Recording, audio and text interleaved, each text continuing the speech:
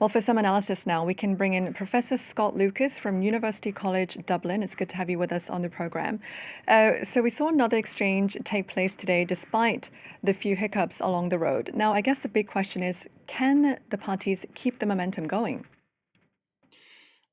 I think while it is to be welcomed that phase one continues and that we've had both the three Israeli hostages returning today and 369 Palestinians being freed from Israeli prisons, that it is going to be very difficult, I think, to get a phase two agreement in 2 weeks' time when this first phase expires. Fundamentally, that phase two envisages a full Israeli withdrawal from Gaza, not just a halt to military operations, but a full withdrawal, and agreement on a Palestinian system of governance for Gaza.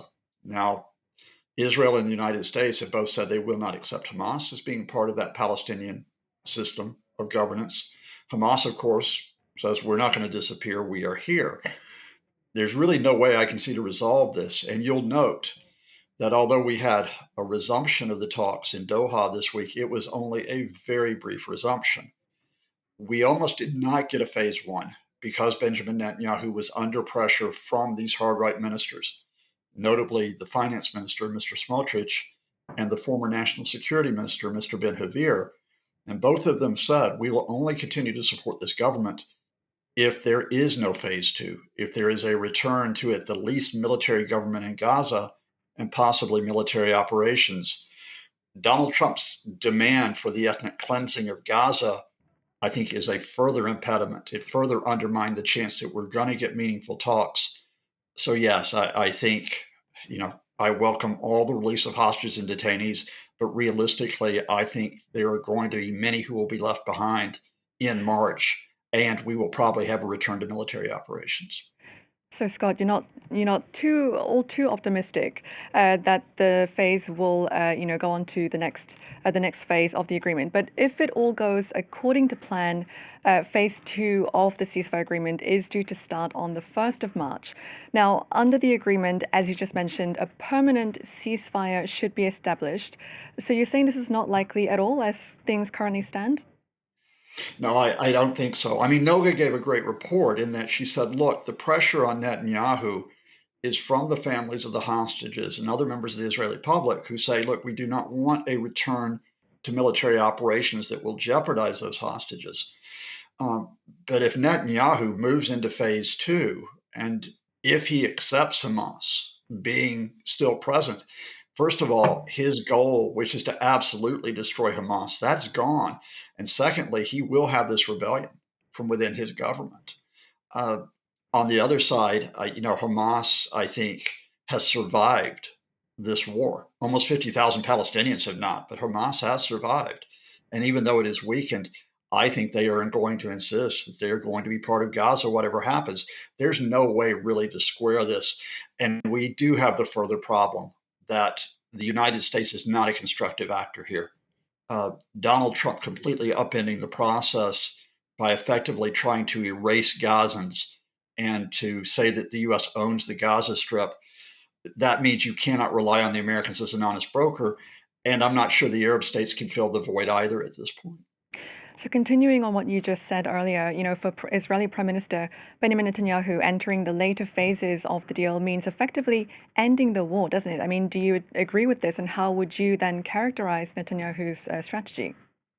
Netanyahu, and again, Nogo's quite right. Netanyahu's in a bit of a box here, which is that, the obvious answer, I think, is to probably side with the hard right, is to play the line that the Trump administration fully backs us returning to military operations. Uh, but if he does that, uh, that does risk not only, I think, regional governments saying, look, what are you going to do about the Gazans? You can't just keep going. I think it risks more international condemnation, especially if we have the ongoing humanitarian crisis. Remember that a few of those Gazans may have returned to their homes and now they may be displaced again. So you return to that situation of almost 2 million Gazans in humanitarian crisis. But on the other hand, if Netanyahu ends this war, he immediately faces the problem that he may have early elections, and he is not guaranteed to win those early elections, and he has a return to the legal process where he faces trial on bribery charges. So, in a way, it's always been in an interest of Netanyahu not to have a ceasefire that is permanent, because once you have that permanent ceasefire, his own political and legal future is problematic at best. So then, given all of this, will the US President Donald Trump keep up the pressure, and can Israel afford to lose US support at any point?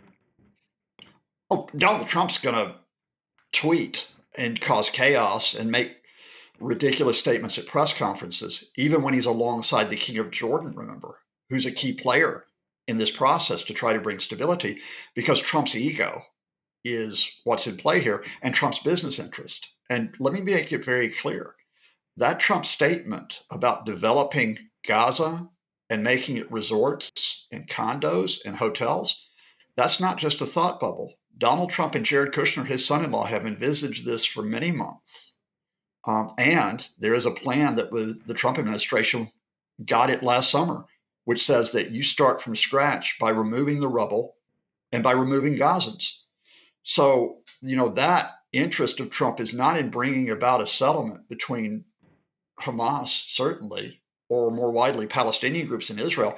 It's trying to make a personal profit out of this. So, I think the best thing to do is to call out Trump. And to be honest with you, I think the best thing to do is for other players in this, starting with the regional players, Arab governments. You talk about Egypt, Jordan, the Gulf states, and other parts of the world, including the European Union, including France, saying, look, how can we play a constructive role here, given that the United States is not going to be a constructive actor while Trump is in office? Scott Lucas from University College London, pleasure to have you with us on the program as always. Thank you.